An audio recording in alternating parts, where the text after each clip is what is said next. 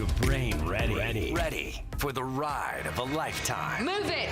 Buckle up for an audio journey of epic proportions. It's going to be an exciting adventure. A journey so out of mind that it borders on the insane. The next word that comes out of your mouth better be some brilliant fucking Mark Twain shit, because it's definitely getting chiseled on your tombstone. We are back, baby. We are fucking back. Don't say we didn't warn you. This is the On Call Podcast. Your home for sports, news, pop culture, tech, and the obscure. And of course, your host, Michael Meyer. The TV show.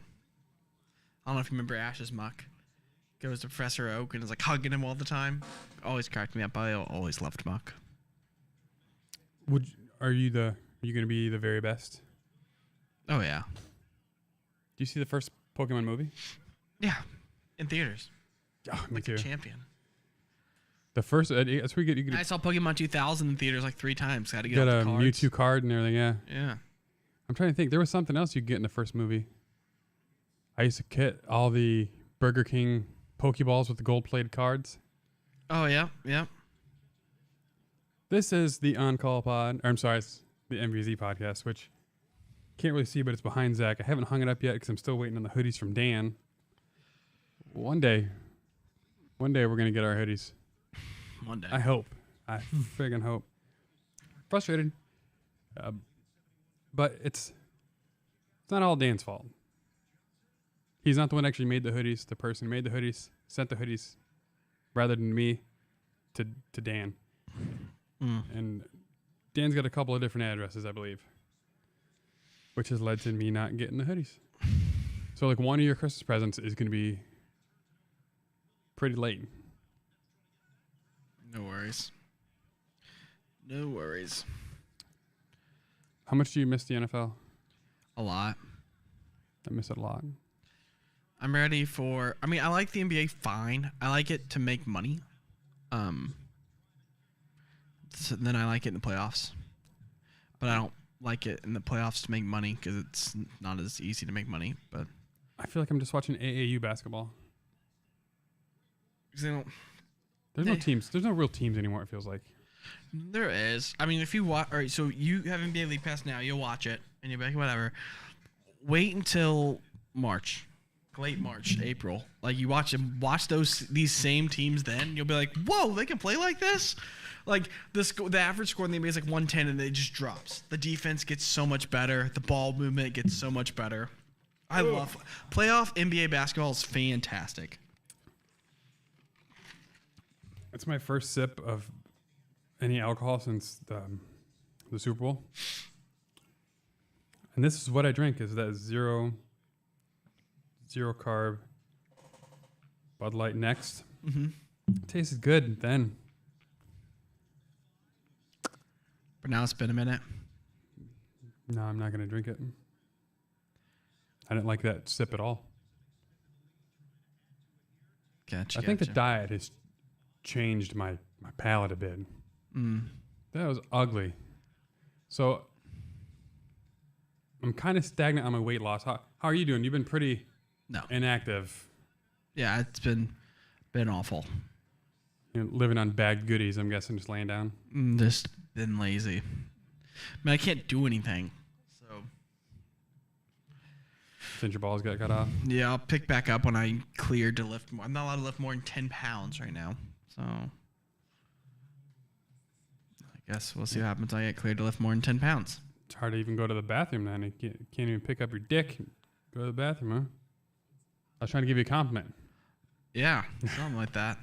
Go to the hospital if your penis weighs more than 10 pounds. A newborn baby. You have elephantitis or something. So during this podcast has really pushed me to really pay way more attention to football than I was previously because Nicole hates that I watch it. So I usually have to watch games on my phone or listen to them. So my Twitter feed is just loaded with like insiders. There's a lot of big, Some Bears guys for you. rap sheet. Oh, don't follow Rap Sheet. Well, I usually follow it because crap sheet. I like to follow it because there's so many like parody accounts that tweet under him, so I like to follow it for those. You just don't trust him with breaking news. Not a reliable source. Who's the other one? The other big guy? Schefter. Schefter is reliable. Yeah, so reliable. He got just panned for the Tom Brady shit, And then he was right. Well, did you hear Tom Brady theoretically isn't done now? The whole rumor that him and Bruce Arians were at odds, and he's just not playing for Tampa again. If Bruce is back, apparently he's like, fire Bruce Arians, or if you trade me or whatever, I'll play, but I'm not gonna play for. He goes, I don't have to play. I've played long enough. I don't have to play. I don't like Bruce Arians. Why? I read a lot of articles about that him wanting to go to San Fran. So is this a? Because he grew up there. But we thought it was Brady being the fun for the no fun, the Patriot way. Mm-hmm. But now, like one of the most fun coaches in the NFL, Brady can't get along with him either. Is Brady actually an asshole? I think it's a lot of ego stuff. Because if you remember the first year when they won the Super Bowl, they ran Arians' offense for the first half of the year, and it didn't really work. And then they let Brady do whatever he wanted at the end, and they won the Super Bowl. And so I think from what I heard, Arians just kind of basically being like, all right, it's you two. We're not just going to be random anymore. We're going to go back to my offense. And Brady's like, why? Like, we just won the Super Bowl running my offense.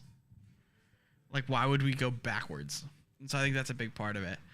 Well, they said Bruce Arians was undermining Brady and like getting mad at him for altering plays at the line and stuff like that. So it was like a whole huge fight over who got to call the plays.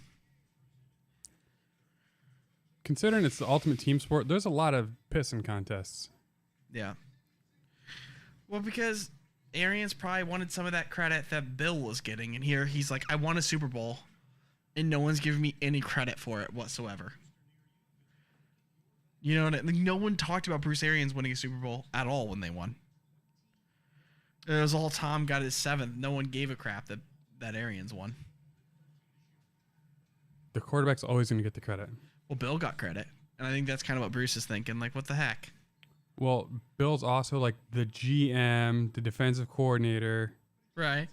Well, and he did it for 20 years. McVay got credit this year. The thing is, it's just because Tom was the bigger fish. He was a proven entity that came there and won for you. It's like when the Lakers won with LeBron. It's like you knew what you had. It wasn't like Phil got some credit with Jordan because Jordan didn't win without Phil. So like, you know, there's that like. But then if the Wizards would have won with Jordan, everyone would have been like, all right, like when you're already Kobe. Yeah, but Kobe's one of the greatest, and he wouldn't be without Phil. But no one talks about Phil and Kobe near as much. But then, well, they did those Shaq years, the triangle offense and stuff. But then when Kobe won later on in his career, they still ran the triangle because he had Lamar and Gasol. Oh, man, Pau Gasol was one of my favorite players ever to watch. Such a terrible trade by the Grizzlies, but story for another day. What else did I want to bring up? But yeah, I can't with the NFL's offseason in general. The Steelers are apparently going to have 84 quarterbacks on our roster. We're only allowed to dress 54, so it'll be interesting to see which 50 QBs we roll out there. What did I just read? Oh, you know what? When I was giving Jackson a bath, or while I was sitting on the toilet with Jackson in the tub, Nicole actually doing the work, I was reading on Twitter, and they were talking about the most recent big trade bait was actually Jimmy G going to Pittsburgh for a fourth this year and a fourth next year. No. Would you do that trade? No. For who? Who's wrong on that? You don't think Jimmy G is worth 2 fourth-round picks? I would do it if I was the 49ers. You realize he's been to 2 NFC championships in the last 3 years. Yeah, his team's really good. So is the Steelers without him. The Pittsburgh have a ton. We have a ton of issues. The only reason I wouldn't do it is because we have a ton of problems, and he doesn't fix everything. Like, it's not like we're loaded to the gills and then we are just a QB short. Like, we have no offensive line. Our offensive line's bad.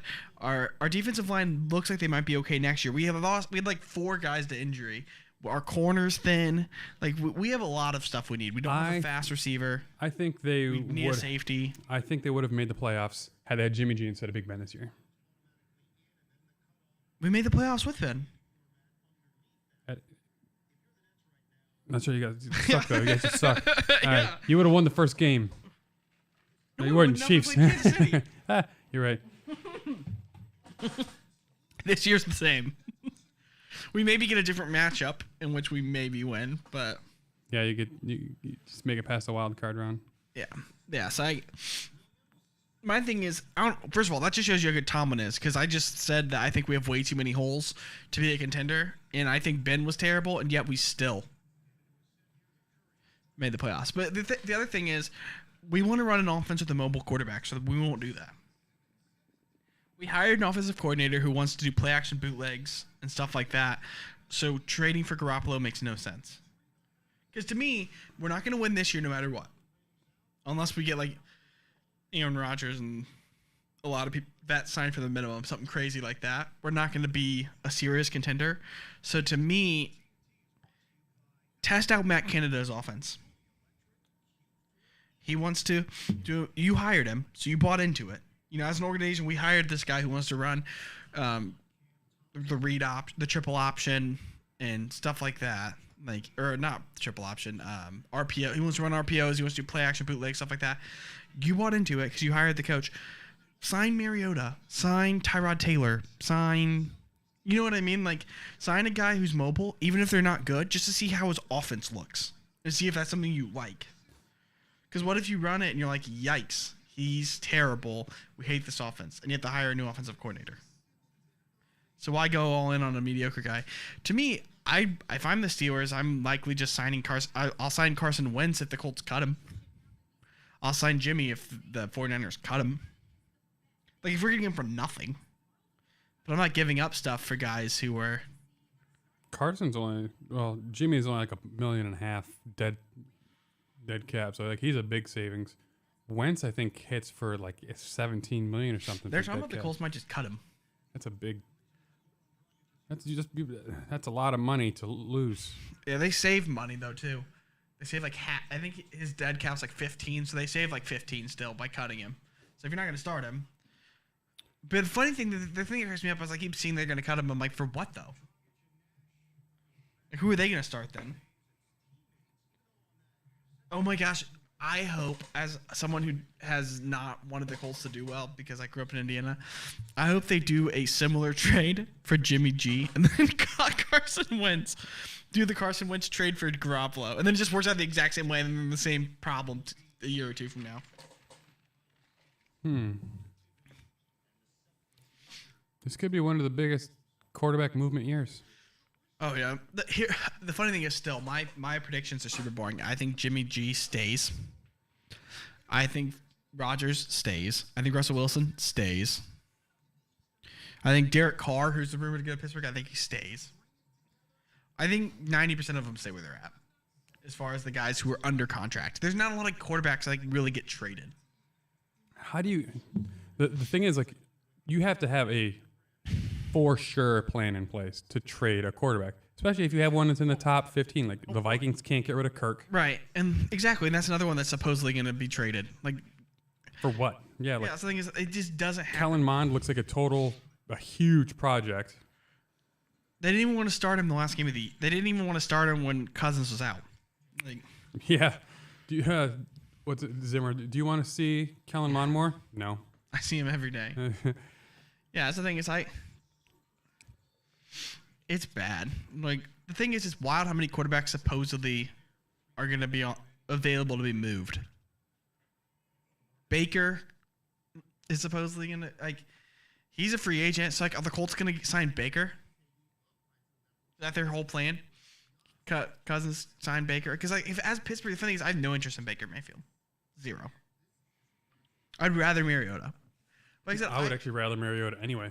Like I said, and for me, it's the alternative of I'd rather Mariota just for the ability to run that triple option. Just try it. Like, you bought into this. Like, let's see it. And like, he looked really good in his relief of duty time. Yeah, did you see the game winner in the All-Star game? No, the only thing I've seen in the All-Star game was Right the there. 16 threes. LeBron hit the game winner. How many players played? Because, like, 50 points is, like, ridiculous. Like 10. I mean, the easy to final score is 163 to 161. No shortage of points.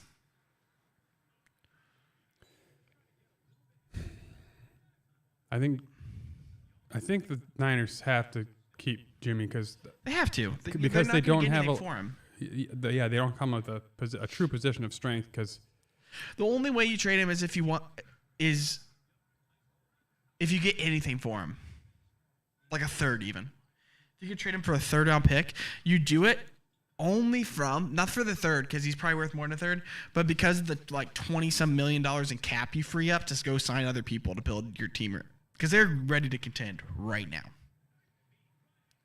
this is probably the best year for it. Exactly. So like that's because they can go get whatever their hole is. And I think that's why they don't want to do it because they're going to be giving up a starting NFL quarterback for nothing, and they're going to they want something. No, for money. For that $26 million cap space, so they can go out and sign Devontae Adams if they want to. He's not going anywhere. He's a free agent. Huh? He's a free agent. He's not going anywhere. He's getting franchised. He's not going anywhere. He's not. They've already tagged him, right? He's good. No, Oh, his they already contract tagged him expired once. this season. He hasn't been Oh. tagged yet. And when you're the best receiver in the league, you tag him because it's still gonna be less than what he's gonna command. So they could sign Allen Robinson and a tight end. They don't need a tight end, but you know what I mean. But so They might. they can get some stuff. They can load up, basically. They just need a quarterback. Their offensive line's great. They need a receiver or two.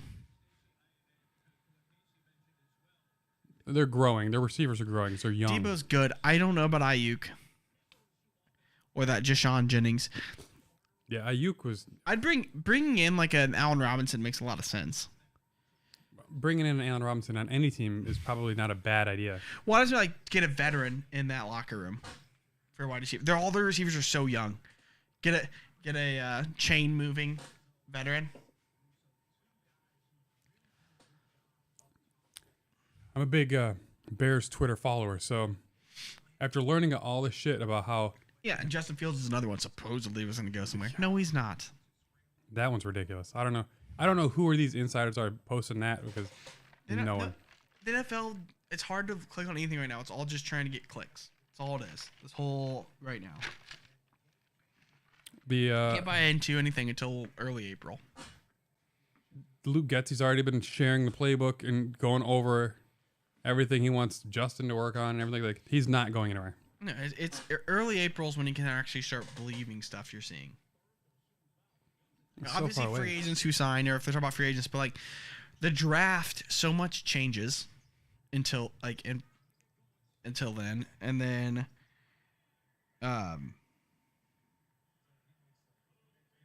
yeah, it's just a mess. That's all it is. Like right now, it's just all just for clicks. Okay. I'm wondering who's getting. Was it the cornerback from the Patriots? He's wants out. Stephon Gilmore. Oh yeah. Or not Gilmore, the other one. J.C. Jackson. Did Gilmore even play? Oh, yeah, he ended up going to Carolina. Yeah, they think another trade like that is going to happen because he's mad. He wants to get paid. Gotcha. And you talked about Rodgers. I think he's going to stay. He seems to be in a good headspace. And apparently him and Shailene Woodley are still together. What? I thought they broke up. So did I. I got clickbaited by TMZ, man. That was a whole thing about how she said he was controlling and yada yada yada. But he shared a bunch of love for her on his IG feed. Aw. And he was on Pat McAfee show, which I've listened to. Mm-hmm. And he was talking about how good she's been for his mental health and everything. And there was a woman laughing on his feed, and it sounded a lot like her. Huh. He apparently just did a fucking cleanse Sure. that I would never want to do. Panchakarma. No idea what that is. Enemas and nasal cleansing. He did a 12-day Panchakarma. Why? 5 actions of eliminating toxins. It is vomit-inducing. Perfect. Let's see. No, that was a very clickbaity article. I clicked the wrong one, obviously. But he is an odd one. My dad just said he doesn't hear any sound. He doesn't hear any sound? Yeah. I don't know if it's his end or our end. Let's see. At least we've been talking for a while. No, that's... Okay, so yeah, it's working.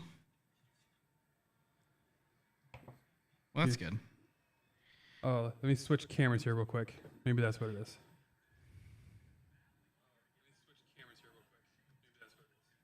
Nope, still working.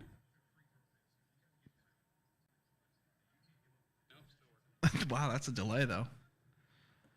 Your dad is wrong. Wrong. Wrong. Check your ears, old man. How many times do we have to tell you? Oh, man. The Steelers get Brian Flores for our defense.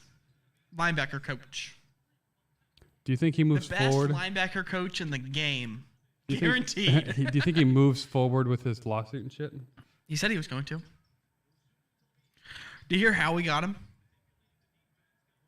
He called Tomlin and said, hey, like, teams aren't interested in me. I'm going to continue this lawsuit. Like, I'm worried I'm not going to be able to get any jobs. Like, what do I do? And Tomlin's like, you're welcome to join our staff if you'd like. And Flores said, I'm in. So defensively, Pittsburgh has the best defensive coaching group in football now. Yeah, Flores I mean, is a with good coach. Tomlin and Flores both, and not even counting our other defensive minds, just like those two guys, like Tomlin, who was hired for his defensive prowess as a head coach, and then Flores, who's a head coach level good defensive coach. Yeah. And the cool thing is Tomlin specializes in secondary, and Flores specializes in the pass rush. It's a match made in heaven. You have Flores draw up the pass rush, and Tomlin draw up the coverage and shut it down. I think once again your Steelers are going to be sitting pretty. We'll be okay. That's all. You'll be aggressively average. We're never bad. Like, I don't think we can hardly be bad. What does that feel like? Pretty good, actually. Like our bad years, I'm like, 10-6, no real chance to win the Super Bowl, but like an outside like puncher's chance, like the Bengals this year. Because if you make the playoffs, you have a puncher's chance to win the Super Bowl. Yeah, my Bears have. I have witnessed The year we beat the Seahawks in the championship, we were 11-5, a wild card team. I've witnessed many a 3-13 season as a Bears fan. So for you to say like, oh, I think I've watched one losing season, maybe two. was that the end of the Coward days? Yeah, I think we went 6-10 once. Ugh, it felt awful. Like it felt like we were 2-12, like 2-14. Yeah, Well, think about Tomlin's been a coach for what, 12, 13 years, and we've never had a losing record with him. I mean, it's pretty awesome. Yeah, I bet it is. We missed the playoffs, and all the fans are like, "Are you kidding me? Fire him!" Yeah, fire Tomlin. No, like people wanted to fire Tomlin after this year. Like Before the end of the season. like, we made the playoffs with Dusty Ben and a team with a lot of flaws. Like our offensive line was they're really young, so they were wildly inconsistent. Our receivers are really young, so they were inconsistent. Ben is broken, so he's inconsistent. Then we were missing like 5 defensive linemen and Joe Hayden for a big chunk, and we made the playoffs. And everyone's like, fire Tomlin. Like, no, promote him somehow. I don't know how you do that, but When you guys tied Detroit, or was it Minnesota? Yes, you tied Detroit, right? yep. Twitter blew up. Every Bears fan ever was fucking retweeting the stuff because it was about the Lions not being, Or the losing to the way we lost to Minnesota. Everyone was talking about how Pittsburgh was like the worst team in football because those holes that Dalvin Cook were running through were the size of like garage doors. It was upsetting. It was one of the most offensively bad defensive schemes I think I've ever seen. Like perfect draw ups, I'm guessing, to stunts. Well, like it was our like first game that we were officially down like five of our top 6 linemen on defensive line. So their communication was terrible. We had like 2 or 3 guys we had signed off the street. Like when you're doing that, they didn't know how to communicate with each other. So then what the Vikings were doing is they were just changing blocking schemes up front. And our people were trying to communicate and just couldn't. And then so they would just not know what to do and the hole would be massive. And we got better at the end of the year because we had some continuity. We had Montravius Adams, who the Patriots cut. And then was on like some other team's practice squad, and we picked him up and played him, started him the rest of the year. That's where we were at defensive line wise. 2 NFL teams said we don't want him at all. We're like, we'll start him. we're in. You son of a bitch, I'm in. That's how you know it's bad though, when teams don't even want a guy and you're like, no, we'll start him. He'll play like every snap because we have no choice. We don't have we just needed bodies to fill spots. Like, well, sometimes coaches are just really bad at just seeing talent on a practice squad because, like, the Bears, their 6th round cornerback didn't play until the second to last game of the season, only because of a necessity. There's no one left. And by the end of his first game, he was 3rd on the team in pass breakups. Well, the Steelers traded for Akila Witherspoon from the Seahawks, who play a lot of zone coverage. And Pittsburgh likes to play man and press coverage. And Witherspoon fits man and press better than he fits zone, I guess. Well, when he played the games he started with Pittsburgh, he rated out as the number 1 corner in the NFL. What sucks about that is he's on the last year of his contract. It was when? The last like 7 weeks of the season. But he's on the last year of his contract, but he rated out as the number. He had the highest PFF grade at corner from the time period that he started. Which is cool, but it's scary just because it's like, okay, Pittsburgh's not the only team who knows that. Like every team has access to that. Now he's a free agent. I really hope he comes back. Montravius Adams, I hope he comes back. He's the guy we picked up off the practice squad. And they said that he's a perfect fit for Pittsburgh because a lot of teams want their defensive tackles to do a bunch. Pittsburgh basically just wants you to plug the running hole in the middle. Some Casey Hayward shit. Yeah, just be in the way. Don't let the offensive lineman move you is what we want. Because we're like, we have Hayward who's elite. We have Watt who's elite on the outside. You just need to not get moved. You know what I mean? Like, make sure that there aren't like a giant hole in the middle that they can just go through. It's your whole job.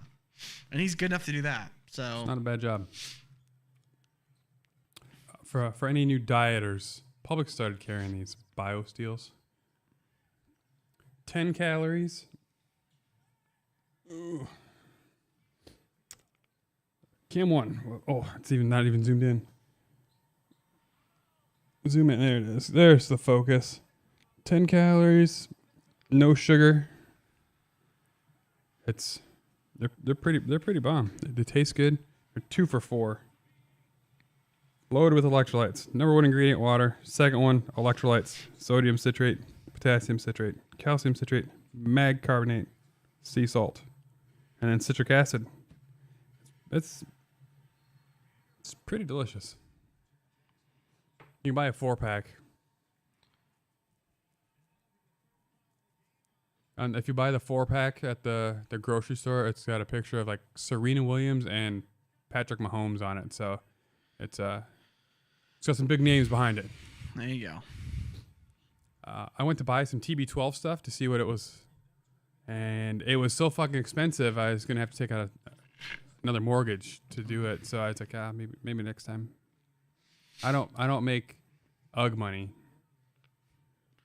There you go. And I don't have enough.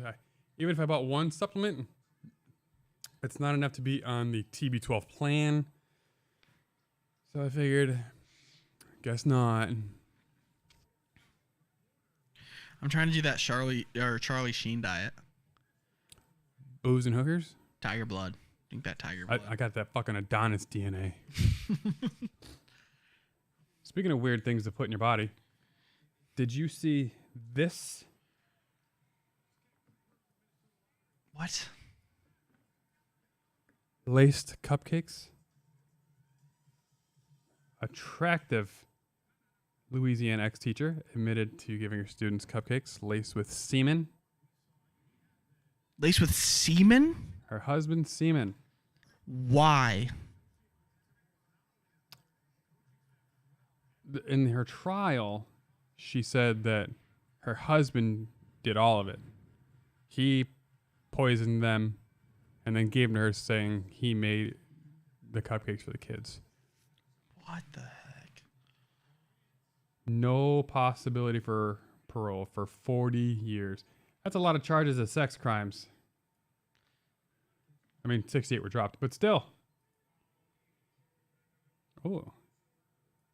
I didn't see that part. Dennis Perkins, former sheriff's criminal charges. Woo. For what? What else do you get you with for that? I saw second-degree rape on there. Mm-hmm. Whoa. It gets dark there. Yeah, it says investigators later found nude photos of them with a minor. So they're just fucked in the head. Creeps find creeps, man. Creeps find He creeps. does kind of have that. He's got that look, that kind of a little bit of a predator look. He looks like a normal guy, and that's the thing that's what. That's Two what predators the are, vast man. majority of predators look like Yeah, normal everyone people. pictures Creepy McGee, but that's not really who it is. Everyone pictures that dude in the white van with the 70s porn stash and. Did I Wearing tell you? the Walter White get up. Like, no, it's not that guy. That's where the stereotype came from, because that's how we dressed in the 70s when we started diddling kids and it became bad. Like, it's always been bad and it's always been happening, but like the 70s when we started being like, maybe we shouldn't diddle children. That's No, she's equally bad. If there's a picture of both of them naked with a child, they're both at fault. So, you obviously know where I live. Seems like a nice, safe place, right? It's a good area. Yeah. Are you telling me there's a pedophile here? There's a pedophile everywhere. There was. Yeah, right, but I've turned them on to adults. I flipped him. adult men. I flipped him. I shaved that We should thing. hire you. I don't know if agency will just have you out here flipping pedos. Yeah, I'll be working for the Dateline to catch a predator.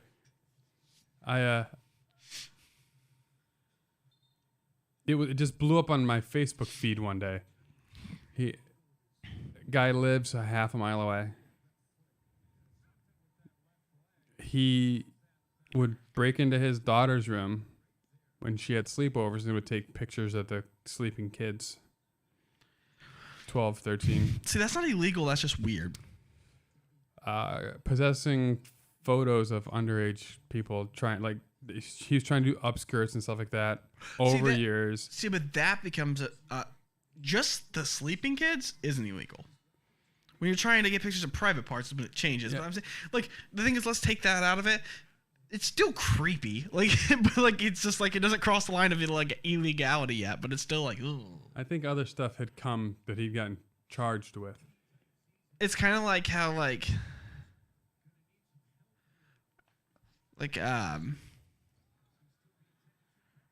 trying to think of a way to say, like, you know how you can, like, by marriage, like, does Nicole have any siblings? Couple brothers. Do they have any kids?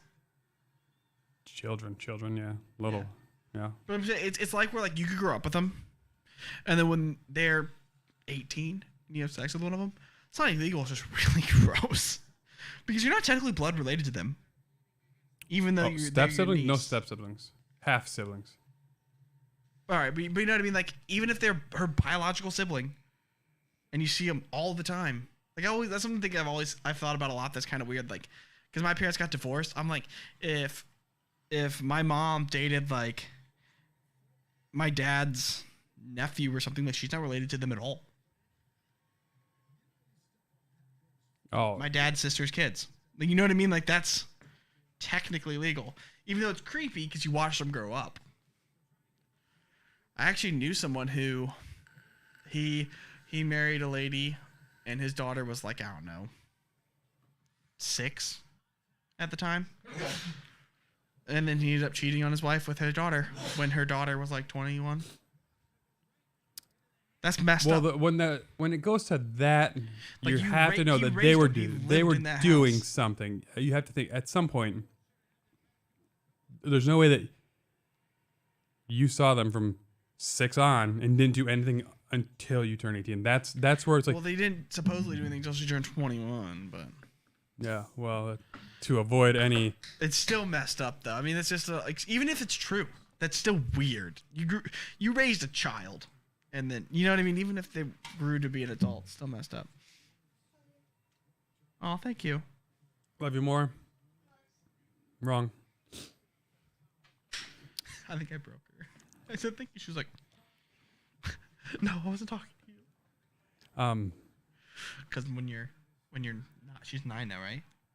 Yeah. When you're 9 and you think, and someone says that you said that you loved them that you didn't say it to, it's like, what's gonna happen? What does that mean? I love listening to her dish her tea when I pick her up from school sometimes, because like at 9, the littlest things that you encounter with like your friends as like the biggest thing in the world. So like a little fight can devastate you. Mm-hmm. And I'm the only one in my class without a webkins.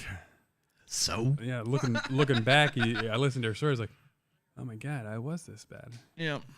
I don't have a Tamagotchi, Mom. If I don't have a Tamagotchi, I'm gonna be a loser forever. No, you're not. You'll be fine. She flips all over between acting too old for her age and acting way too young for her age. Like, we went to the grocery store after I picked her up from school, and she was carrying a stuffed Winnie the Pooh piglet. You're 9. Like, that's not really what you do anymore.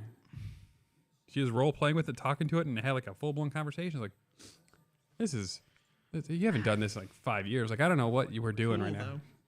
It's better than if finding out that when kids act young. And did I tell you found her TikTok? Yeah. Yeah. So like, I would much rather her talking to Piglet than finding her mom's TikTok and watching her dance. I think our culture right now pushes kids to act older way more often than we should. Let them be kids. Being an adult sucks. I'm still banking on Santa. Like, she's still full blown in Santa's real. Just let them be kids. Like, let them be.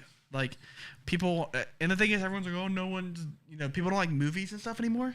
You know why? You know why movies are terrible? Because we're killing children's imaginations. We're like 3-year-old, 6-year-old kids that are, full of imaginations. We're like not encouraging imaginative stuff play in school. In school, it's all so rigid now.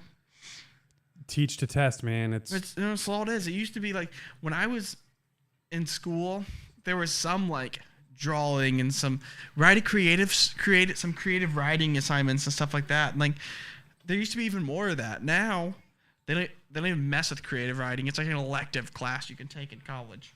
Like, we're not creative writing. We're writing research essays at like 9. And these kids hate school, I bet. There's no fun in it.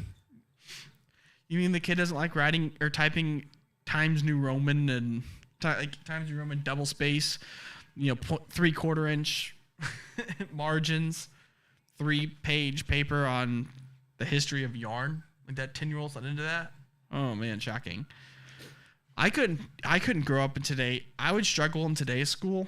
I was always incredibly good at math. I would struggle now because they do math on the computer. Like, kids don't use pencil and paper anymore. They do mixed it in Charlotte County.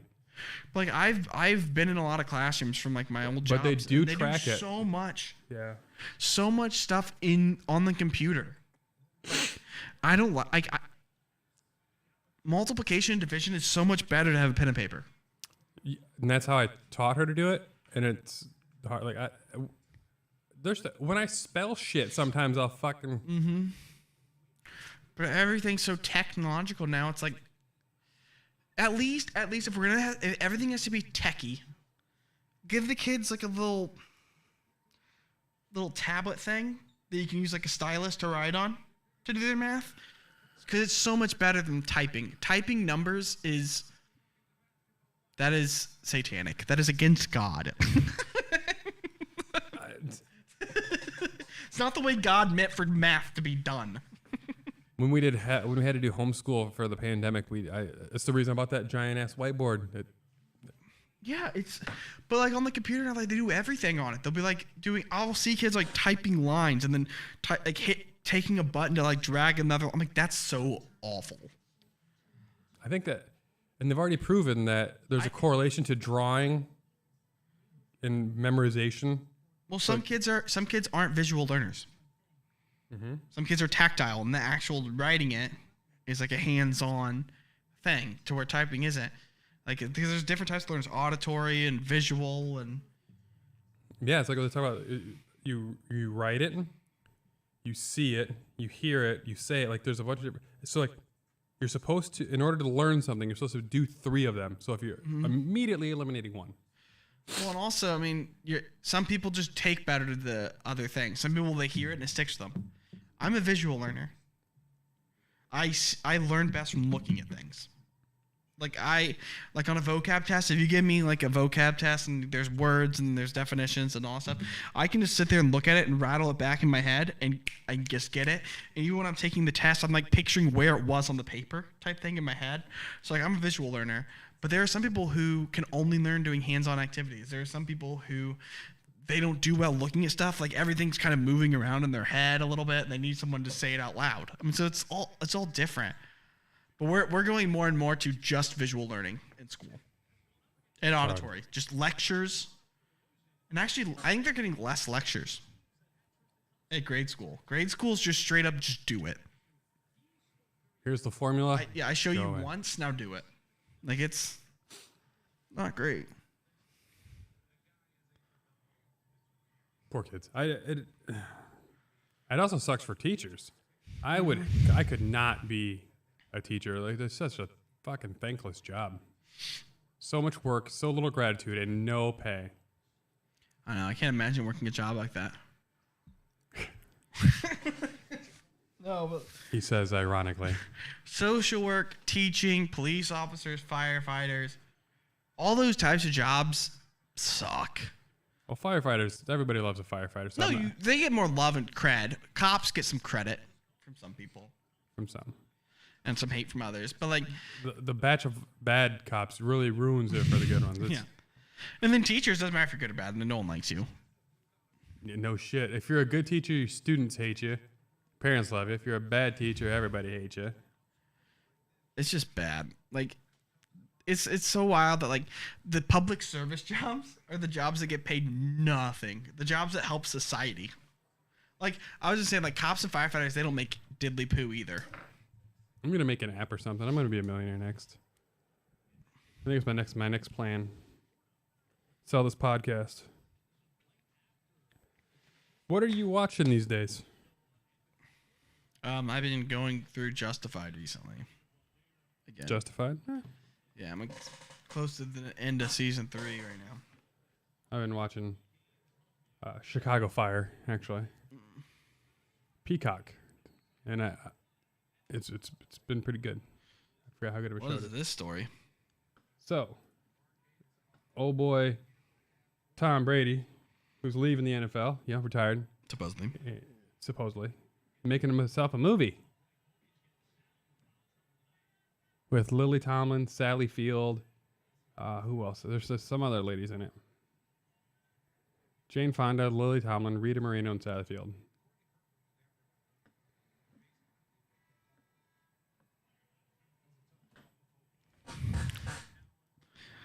Okay.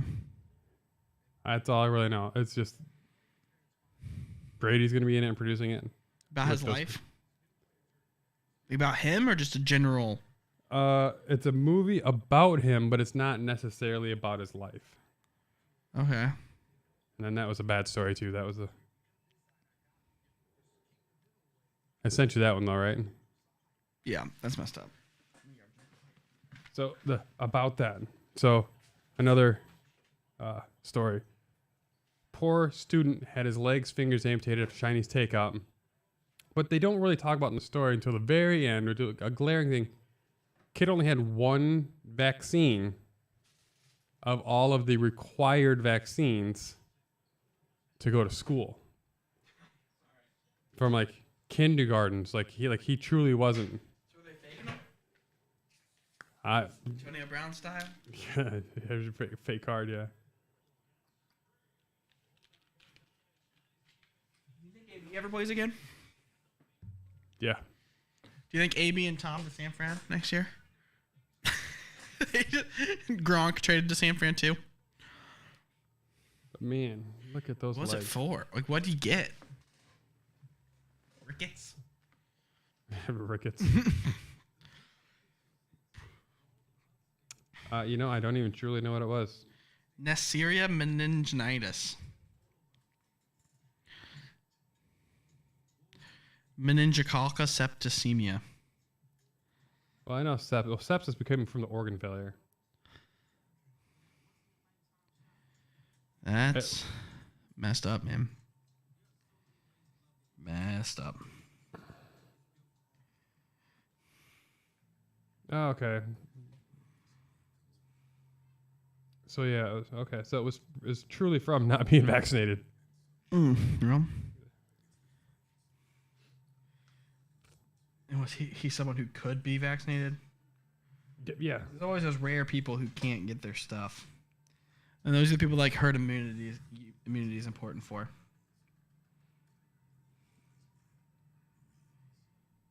The few. The proud. The Marines. Marines. What if it turns out this guy actually just like poisoned his roommate because he kept eating his leftovers? It's like, fuck this guy. How old is this kid? 19. Well, Man. It's temperature 105 degrees Fahrenheit. Heart rate 166. Respiratory rate 28 breaths per minute. So like he was huffing it.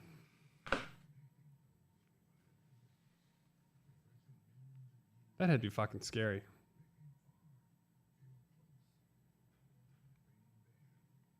It's like the worst case of the flu.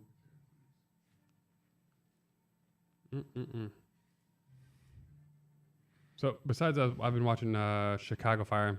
I did start watching this show, Reacher. mm-hmm. Real good start to it. With Thad Castle? What's Bad Castle? Thad Castle? That, yeah. Cocaine! Which, homeboy, Yeah. he is cut. Yeah.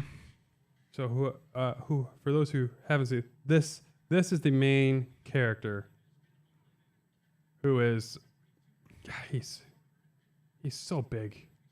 You know that's not that he didn't get that clean. Like that's not. He's always been big, though. That's why he was cast as Thad Castle. I didn't watch the show. I don't know. You ever watched Blue Mountain State? No. You need to. It's Is fantastic. it better than Friday Night Lights? Yes. If that's the case, it would have lasted longer than Friday Night Lights, I think. Okay. Well, is it funnier than Friday Night Lights? Yes. Okay. It's a comedy. It's hilarious. I mean, it starts out, the main character doesn't want to play. He doesn't want to start. He's really, really good as a quarterback, and he doesn't want to play because he's like, backup quarterback's the best. You like still sleep with hot women at college. I still do that, and I don't have to actually play. I don't have to get hurt. It's great. He just does drugs, and then like he ends up at like one point becoming third string, and he finds out he's like, that's no good. Like that's like special teams, and like so then he like has to fight. He fights so hard to get this backup spot for the guy ends up being third string, and the head coach was like, why can't you show that same emphasis for the starting gig? Yeah, it's fantastic. He ends up being the starter, but like it's just so funny watching him just like want to be the backup. That's what he wants.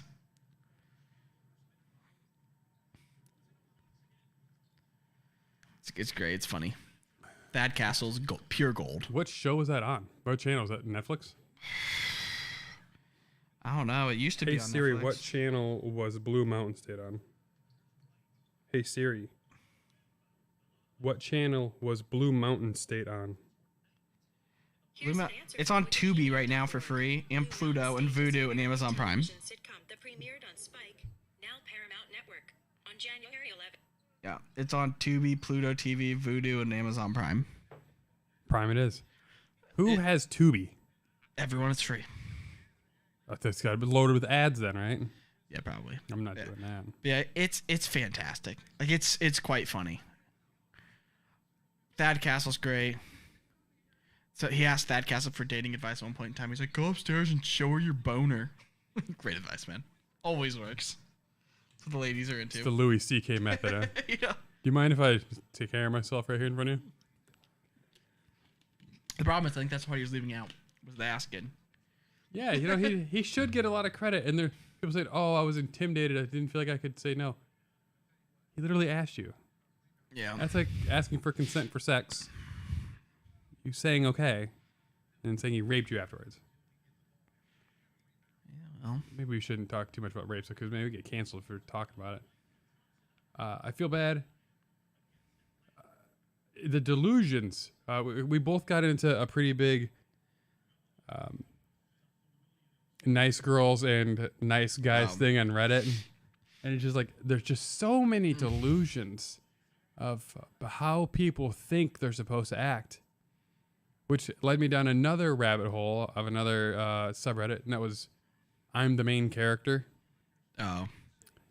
There's a lot of fucking delusional assholes out there that just think like, this is my world you living in. Yep.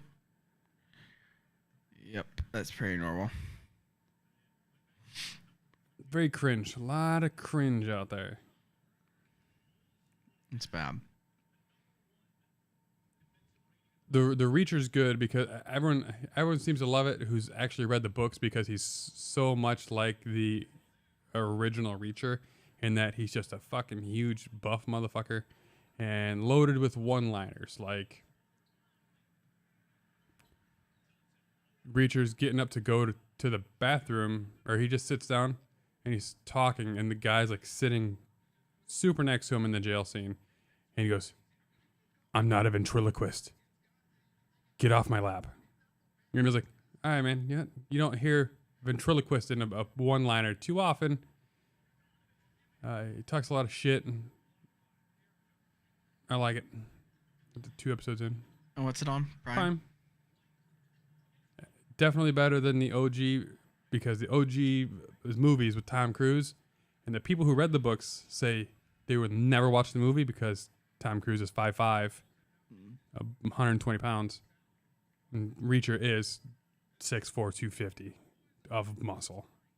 Brick shithouse. I gotta figure out what's going on here. My Apple Watch is dying all the time. This is the new one. 27% battery.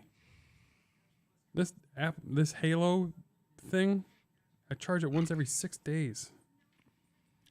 Apple. I like to charge things.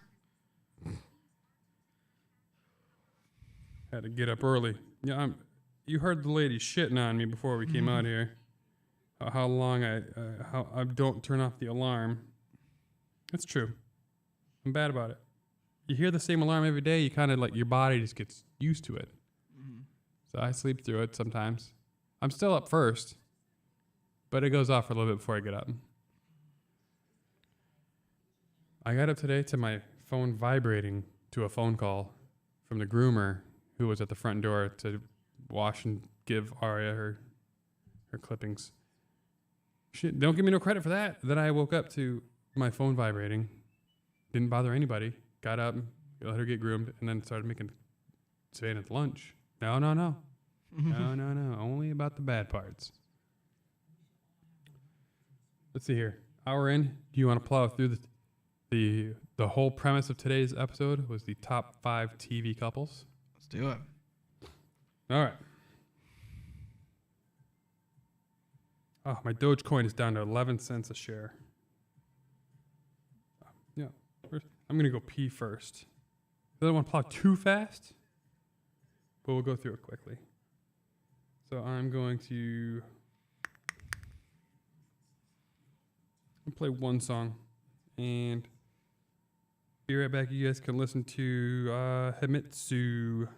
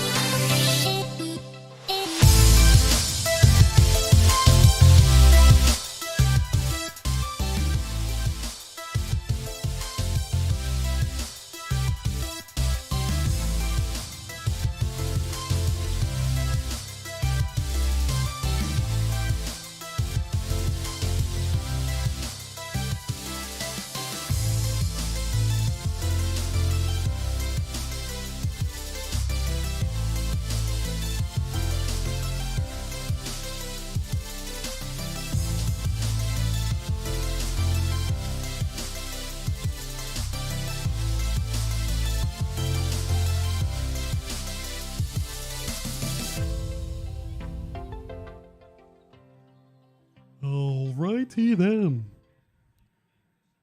And so, quickly before I blow your mind with the best couples list, I have really enjoyed working out. My problem is getting up in the morning to do it. Yep. So I proposed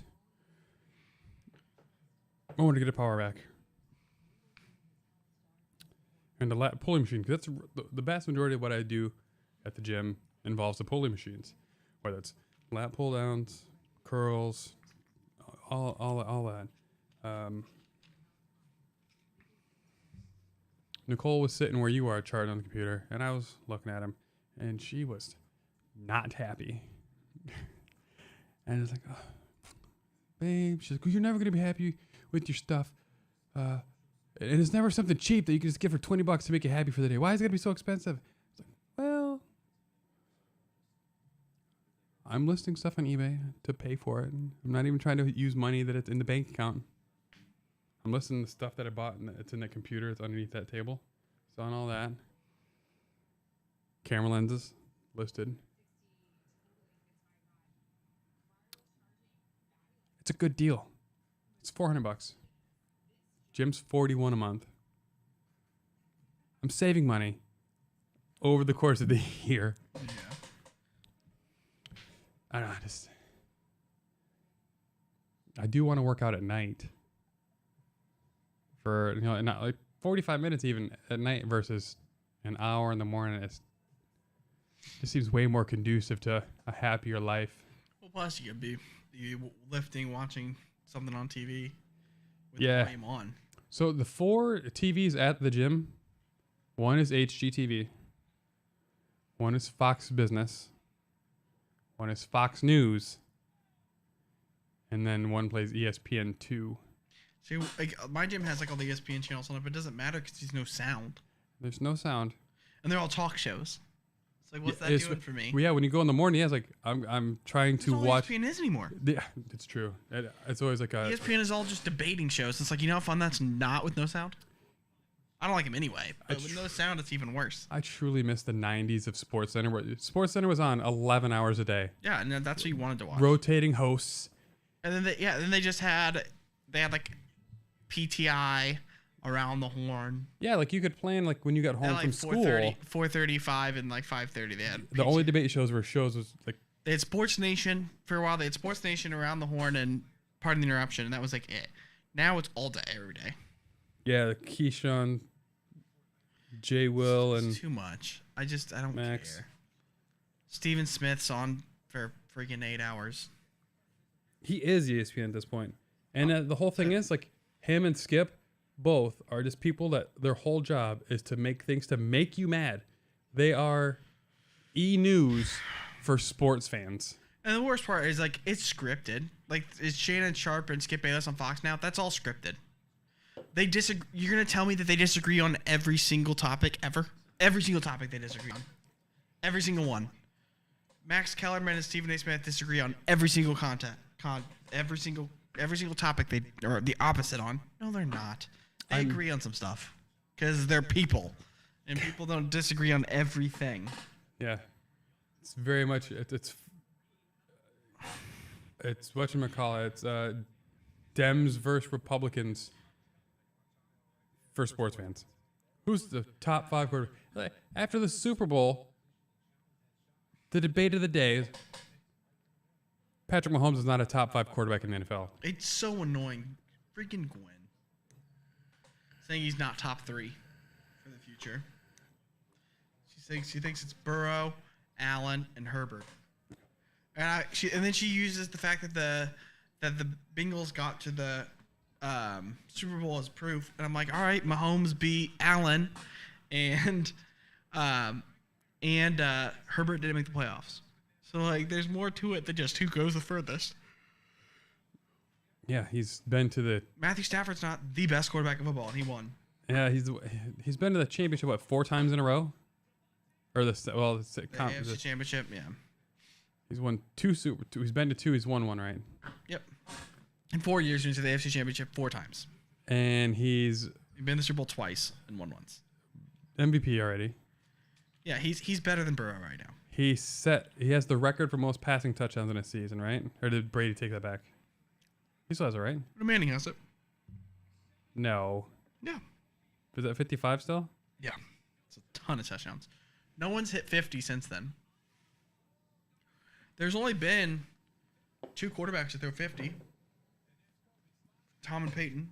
Tom threw 50, Manning threw 55. Oh, you call me out? 49 for Marina. I thought. Oh. Patrick Mahomes 50. Patrick Mahomes did hit 50. Okay. Yeah, not the 55, which is absurd. And that was his first season in Denver too, wasn't it? I don't remember.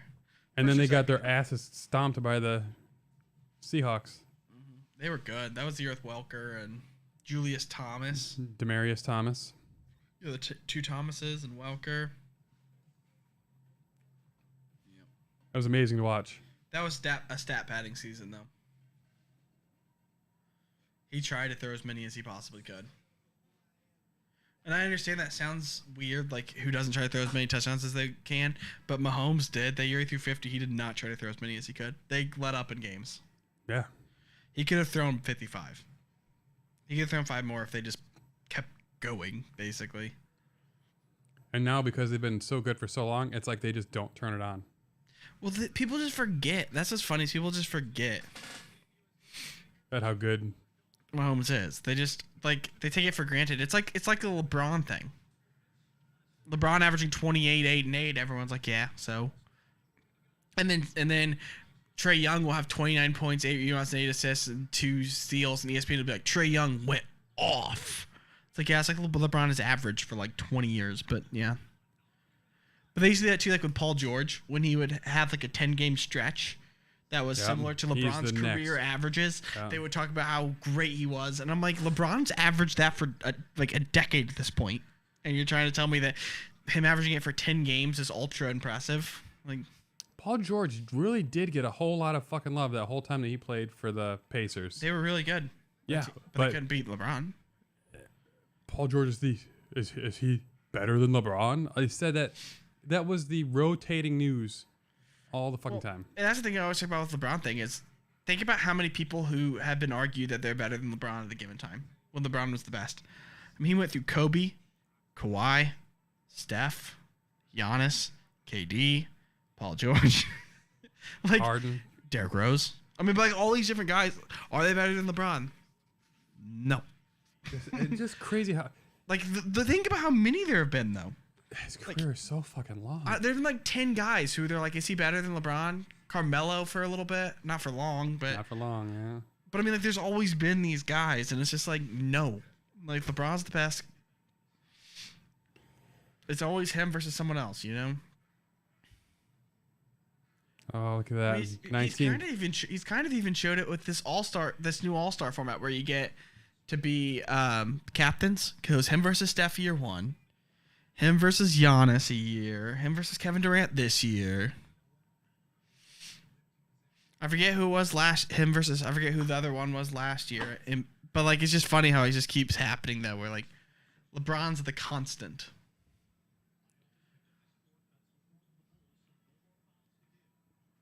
I'm looking at this stat here because it was the touchdown leaders in the NFL. The Bears haven't led the league in touchdown passes since 1949. When's the first time someone threw 30? Was it 59? Yeah, Johnny U. All right, and then when did they cross 40? Dan Marino in 84, who just like blew it out of the water at the time. So it was 36 was the record, and then he threw 48. Look at 2 years before he did it, 17 led the league. All right, what was up with that year, though? Because is that the strike year? There had to be, because the year before was 33. The year before was 31. I think it was a strike year. Just because that's so out of place that 17 is with the rest of it. But Marino. So that's kind of funny, though. Marino threw 48 when no one else had thrown more than 36. And then he threw 30, which out of the league. And then he threw 44.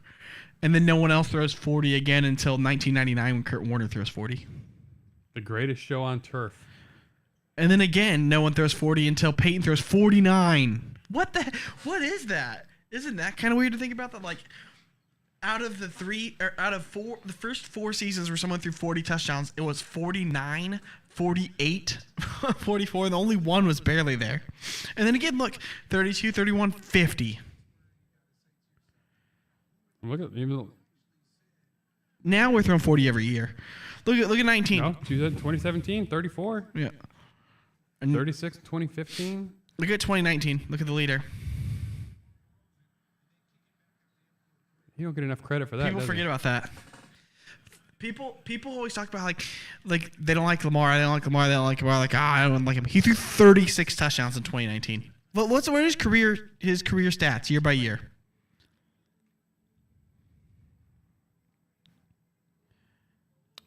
Yeah, 6 right there. So he started 4 seasons. Well, no, three seasons, and he didn't play a full year this year. But he threw 36 and 6, 26 and 9 touchdowns. His team's records are 13 and 2 and 11 and 4. This year they were bad. They were bad this year. But it's still another third. He had an He would've thrown- ungodly he would've amount thrown- of drops this year. He was on pace for 22 touchdowns passing this year. But also look how many rushing touchdowns he had. 5, 7, and 7, and he would have had another one. So he would have been responsible for 25 touchdowns this year. Look how many times he was sacked this season. 38 times in 12 games. Yeah, 3 less games. That is a ton. It's a bad pace. And they were big sacks, too. 30 yards more on... it's about average, I think. Yeah, that's the thing. It's like, people... I think he's underrated. And the thing that's crazy is he is younger than Joe Burrow.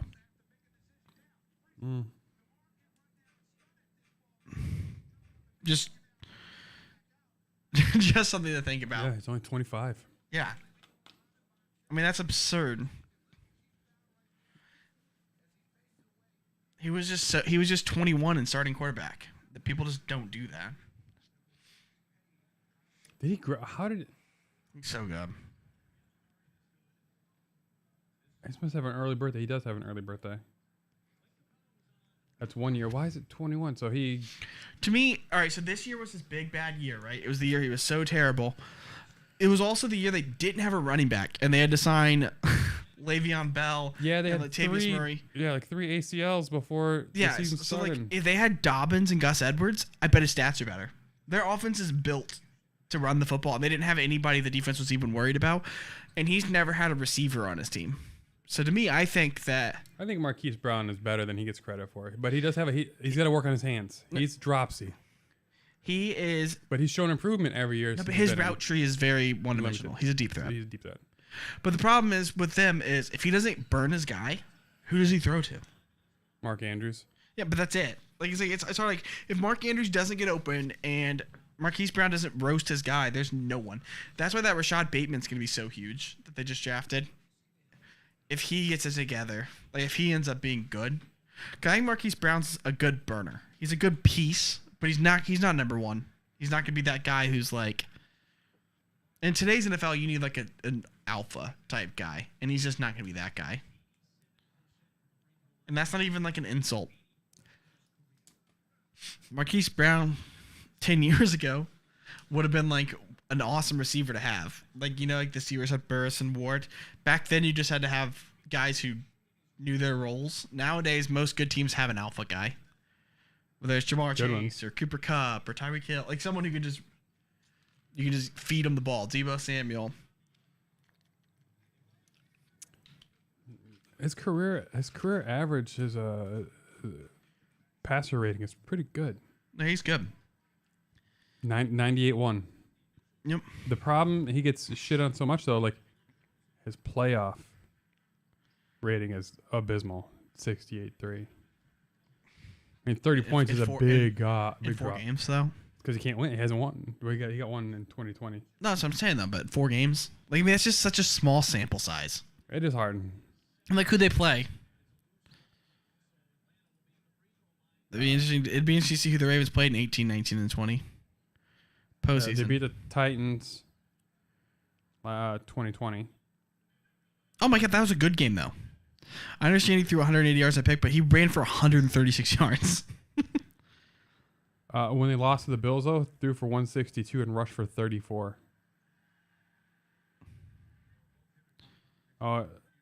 He didn't play in the fourth quarter. He had a concussion.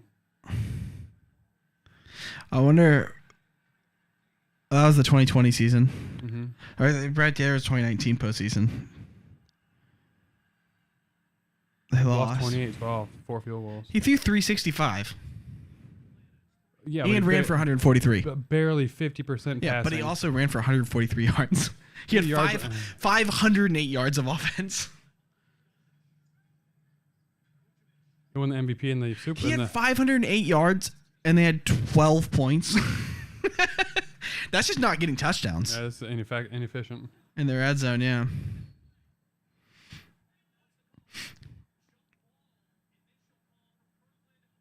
So he had 2 touchdowns and 194 yards.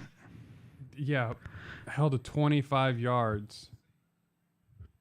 So Yeah. that was scrub time. Yeah.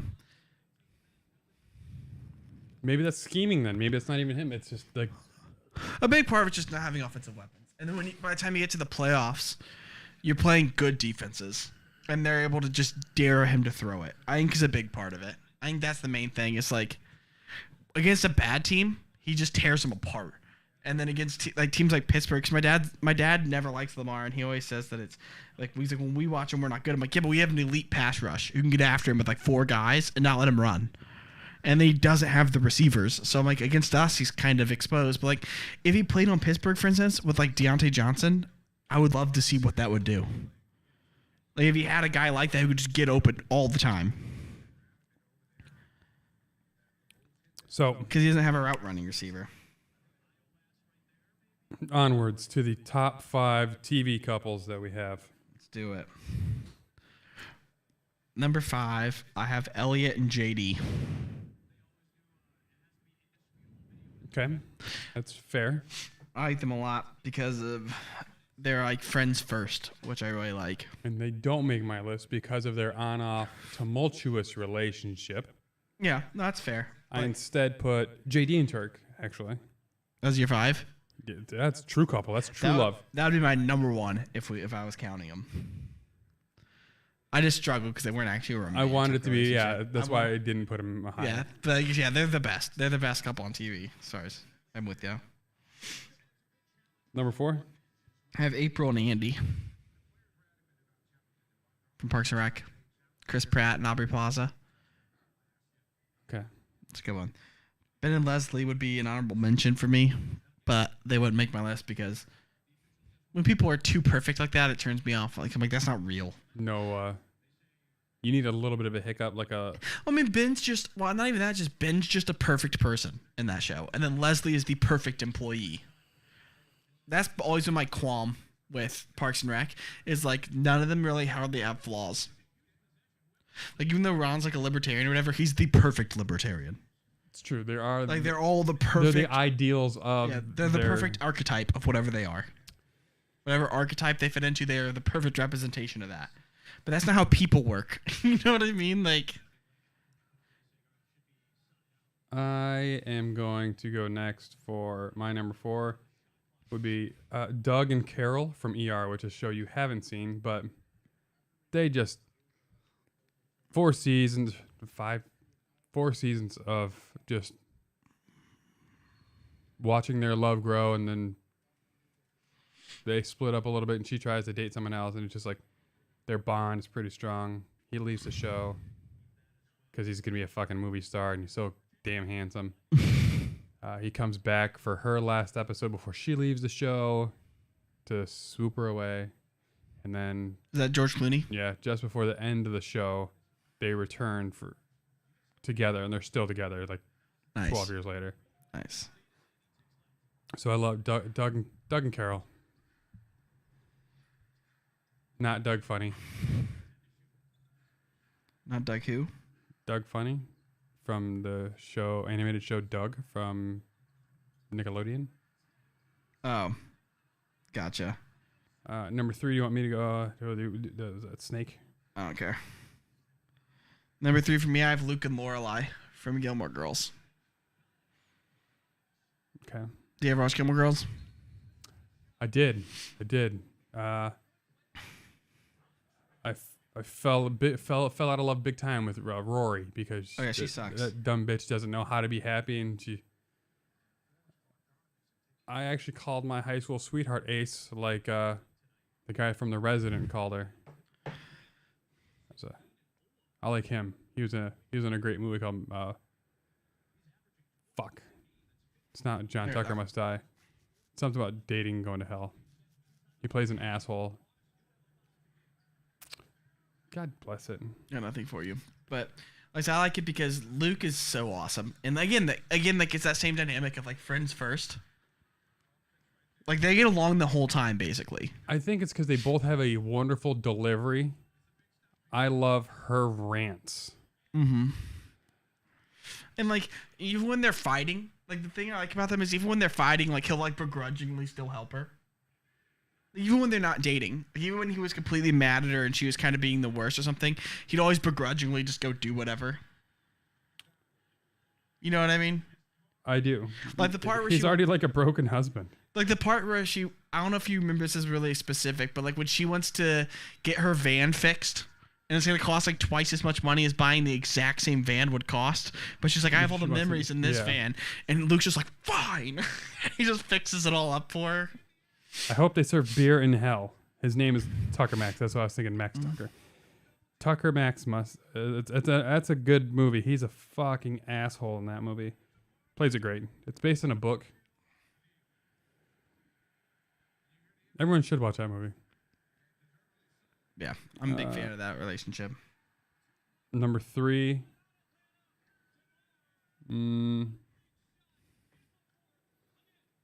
Mitch and Cam from what is the name of the show? Modern Family. Oh. The gay couple. Loved them. I've never seen that show. They're a lot more like a modern couple in the sense that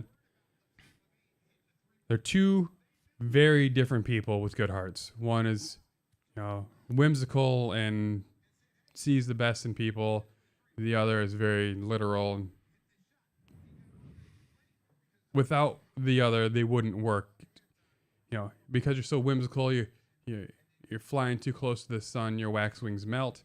And if you're the guy that's too literal and down to earth, you never pick your feet up off the ground, sort of thing. They're great together. They raise a little Asian baby. I haven't watched the whole show. I watched the first 4 seasons, and then I just didn't watch. DeMar DeRozan's like a better, healthier. Kawhi.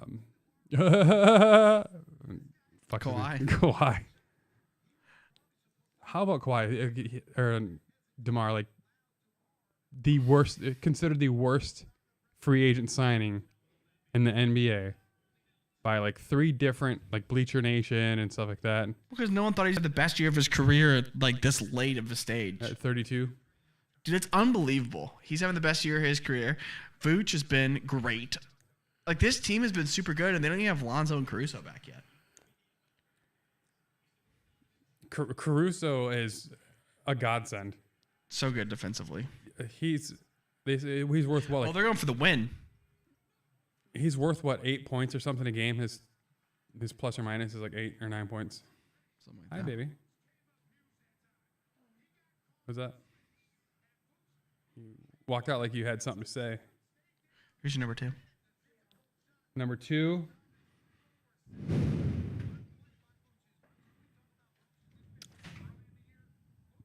I'm not going to say my true number 2 because I know that's going to be on your list, so I'm not going to say that one. It might not be. It's going to be on then 1 then. This could be your number 1 then. I don't know. I'm gonna go doubt it. Monica and Chandler. All right. Because you talked about that starting with Friends First thing that they did. Yeah. And the way they get together. I loved Friends for Song. I don't think the show holds up as well as a lot of shows, but there's still a lot of funny parts. Like Pivot, like Ross. Ross is the funny one. He makes the everyone show. like everyone hates him. Like if you look him up, like he's like the worst character on TV. But like if there's something you remember, it's usually involving Ross. We were on a break. For sure. So, number 2 for you. Lucifer and Chloe. Was on my list. I don't watch the show Lucifer on NBC. Fantastic. It's on Netflix now. Yeah, I love it. Fair enough. And my number 1's not what you think it is. 'Cause I feel like you think it's Marshall and Lily, and it's not. That's where I was at. It's not. Is it going to be an animated show? Yeah. They're on my list. Bob and Linda Belcher. They're on my list. Yeah. Yeah. But I didn't say them because I knew they were on yours because when we talked about it in passing, you lit up talking about it. I thought Bob and Linda were number 1, and I thought Marshall and Lily were number 2. See, Marshall and Lily would have been on my list if it wasn't for the whole California debacle. Oh, San Francisco? Yeah, that was so bad. So bad. And then they also make her do it again with the whole going to Europe thing. And she's like, I'm not they have some hard fights in that show. Yeah, when they do that timeout thing, Bob and Linda are perfect. I truly forgot. I mean, the peanut butter and jelly of a relationship. I forgot about how I thought Marshall and Lily were perfect, like in hindsight. And then I'm rewatching the show again. Oh, so bad. Like they're perfect for most of it, but like the credit card debt. Yep. She just hides from him. And when it goes bad, it goes bad. Speaking of like when he takes the judge job, just doesn't tell her.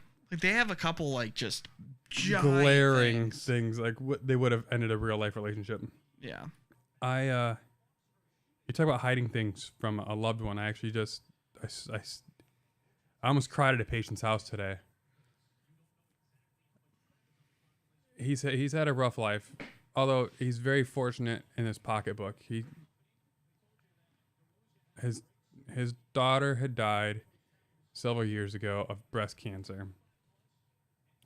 And immediately after his daughter died, his wife developed quite a drinking problem and drank herself into multi-organ failure and died about a year ago. And he has not crawled out of that pit. So he decided a few weeks ago to stop taking all of his medications. And he had a stroke and falling out with his son because the unhealthy way in which they dealt with the deaths. But he found out after she died, she had a drinking problem. He's like, we have this huge house, and it was just me and her. And right towards the end, I started finding empty bottles of vodka in the empty bedroom's closets. And then when I confronted her about it, she said she'd stop. And after she died, I found a lot more bottles. I was like, jeepers, creep. He's just like, I'm just ready to give up everything and just go live in a home and just leave everything. And it was like, let's not do that yet. So I like put my hand on his thigh and I was like, listen, man. We're gonna play fire truck now, and you tell me. I got you right now. I'm like, I'm gonna send some help your way, and I'm gonna be back, and we're gonna get you to where you're gonna be, and you're not gonna feel like this. Just you take your meds when I'm not here. I'll see you. I'm gonna send you a psych nurse. He's like, I can't drive anywhere. I can't go and see a psychiatrist. Like, I'm gonna send you a psych nurse for this, and we're gonna. I got it. It was a rough day. He's a retired firefighter who built houses in his spare time that he would just like save up money while raising a family to build a house to then sell that house to help himself retire. And it was a rough hour at that guy's house, and I didn't do hardly any of the charting because I was just like focused on him. Don't hide that shit from your loved ones because that's just gonna make it harder for you in the end. And like now it's reached eventually. There's a boiling point and a breaking point. And if you don't address it, it just snaps and it goes over. Before I say my number one, we're both huge Office fans and neither of us said. Those relationships are meh. Holly and Michael. They're probably the only real perfect one. And then that's, again, too perfect of a relationship to be believable. I don't like the same person dynamic. I like Bob and Linda. I like did you ever watch The Middle? Yeah. The parents in that one. I like them a lot. I like I love the janitor. I love The Middle. They did a really good job of capturing like a pretty standard family.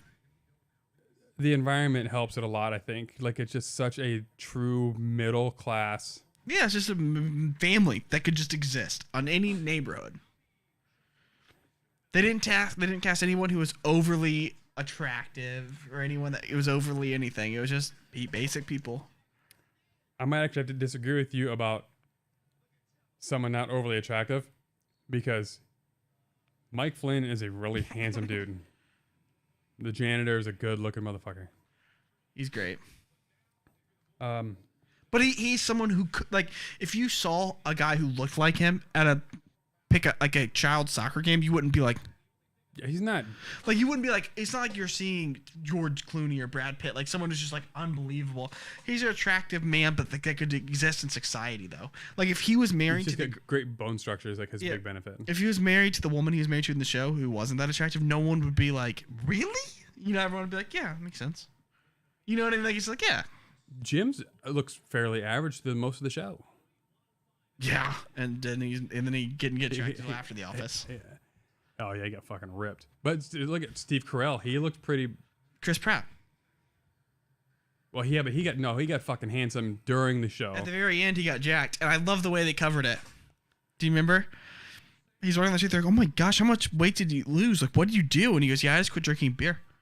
And Ben goes, "How much beer are you drinking?" And he goes, "Right, probably too much."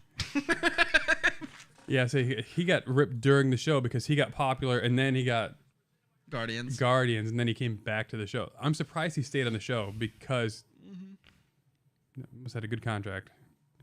Yeah, Jim and Pam, they're not. I mean, the beginning of it is no, but then I love Infidelity to start 3 or 4. That. How is it? Because she kissed him with Roy, yeah. And he was going hard after a girl who was engaged, mind you, and she was all for it. Like she like thirsty bitch. You know, like Dad and I were just watching an episode today, and the basketball episode, and she's just like longing after him, watching him play basketball. And it's just That was a good episode though. He's like, they're all good episodes, but I just mean like, I'm like, she was like emotionally cheating. Yeah, absolutely. Like hardcore. Partly his fault though. Partly Roy's fault. Sure, but it's just not fun to watch a show that's just like. Yeah, that's what this reason. It's one of the reasons I didn't put him on my list is because of that, and then like Brian, the fucking camera guy. Again, Pam being a little shady. That's a hurtful episode. Hurtful. And she's done it before. That's the thing is like, as Jim, I'd always be a little concerned whenever she got too friendly. When she got too friendly with a guy. Remember Jim questioned it when she was at college? Mm-hmm. He's like, "Oh, they're just friends or whatever," and Roy's just like, "You were just a friend." Ooh, buddy. And he was a stand-up fella. Like Bob and Linda, no chance. Zero chance. They're both shaped like bowling pins. Though. No, but that doesn't stop people. But like zero chance that they cheat on each other. Heck, Bob. Remember when Linda's sister? There's an episode where Linda's sister tries to have sex with Bob like hardcore. And Linda's just like, "Sleep with her, Bobby. She's lonely." She's just like all for it. Bob's like, "No." It's great. I would be more likely to pick Dwight and Angela over Jim and Pam. Dwight and Angela would be my number one if you maybe pick a couple from The Office. Only because the perfection of Holly and Michael turns up. Just a little much. And like their relationship's sweet enough. Dwight, it's as sweet as a relationship that involves Dwight can be. And you're just a little weird. I think they both have a lot of they're mentally stunted, emotionally stunted. Emotionally stunted is a better way of putting it, because like he is weird and then she's just too rigid. Mm-hmm. Like the only reason she went out the senator, she felt like that was logically the best decision. She's almost like someone who had. She loved Dwight the whole time, but it was like a logical block. She comes off as someone who was almost raised in like a hardcore religious. Yeah, well, she was.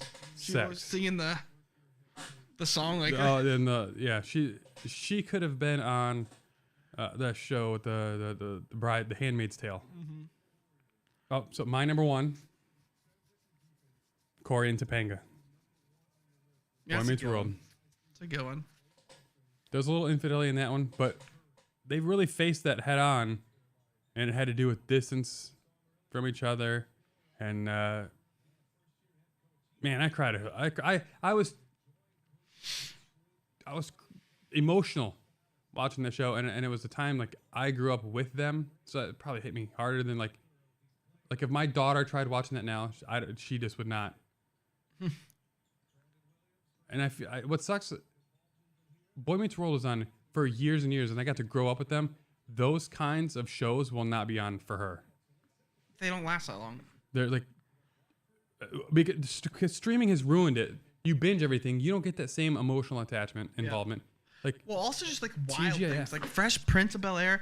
There's an episode where Will fakes marrying a girl who's trying to wait for marriage to have sex. He fakes a wedding to sleep with her. Like, whoa, wouldn't do that now.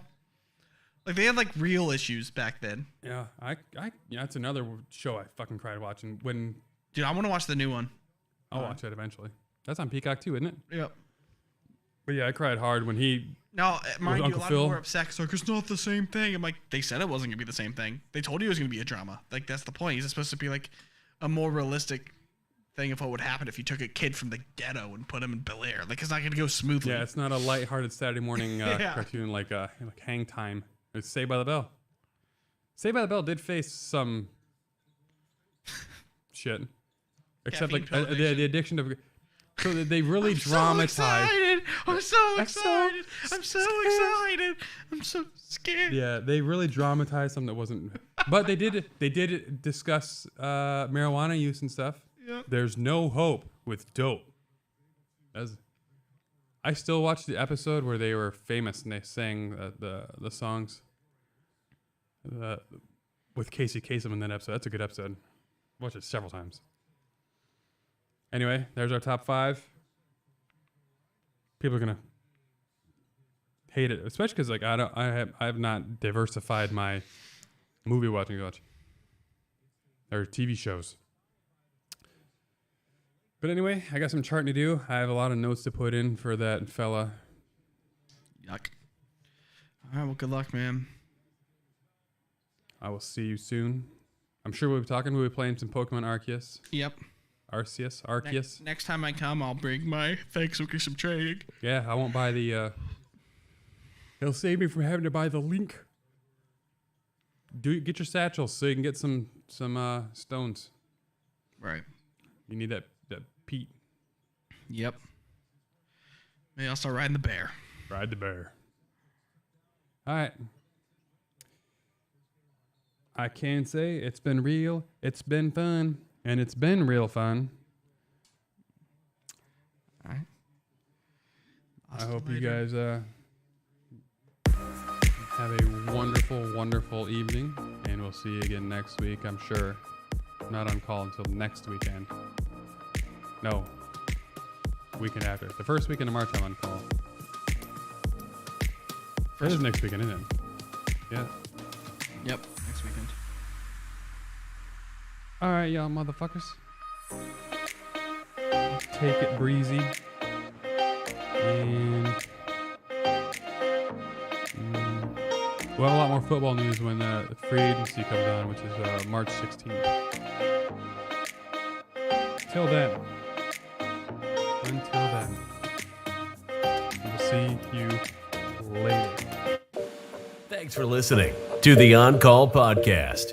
Check us out on Twitter @OnCallPod. Interested in being a sponsor or want to be on the show? Drop us an email at oncallpod@gmail.com. For more info, go to oncallpod.com.